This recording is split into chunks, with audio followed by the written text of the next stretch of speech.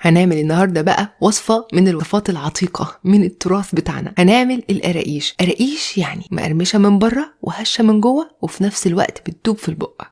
هنحتاج كيلو من الدقيق وعليه رشة من الملح. هندخل الدقيق كده اهوت، 4 معالق كبيرة من السمسم المحمص، 3 معالق كبيرة من النشا، معلقة ونص كبيرة من الخميرة، 3 معالق كبيرة من السكر البودرة، معلقة صغيرة من البيكنج باودر، معلقة كبيرة من الشمر، ومعلقة كبيرة من اليانسون مطحونين طحن ناعم. قلبت المكونات الجافة. وهنحتاج نص كيلو من المواد الدهنية. انا حاطه سمنه على زيت، 300 جرام من السمنه و200 جرام من الزيت، يعني كوبايه وتلت سمنه وكوبايه من الزيت. وهنبس بقى القراقيش بتاعتنا بس محترم لمده 10-15 دقيقه. خطوه البس دي اهم خطوه لحد لما تتحول لعجينه ملزقه زي ما انتم شايفين كده. هنعجنها بقى بكوبايه ونص من الميه الدافيه. من كوبايه لكوبايه ونص احنا هنضيف الميه الدافيه بالتدريج واحده واحده، ونفضل نختبرها بعد كل مره لحد لما تبقى طريه ومش بتشقق خالص. نمسكها في ايدينا تبقى طريه زي ما انتم شايفين كده. ده القوام المطلوب. غطيتها وسبتها على خاطر ترتاح لمده 10 دقائق فقط. نلفها على شكل اسطوانه ونبططها كده اهوت، ونقطعها بسكينه او بسكريبر على شكل القراقيش بتاعتنا. رصيتهم في صينيه وسبتهم على خاطر يخمروا في مكان دافي. انا دفيت الفرن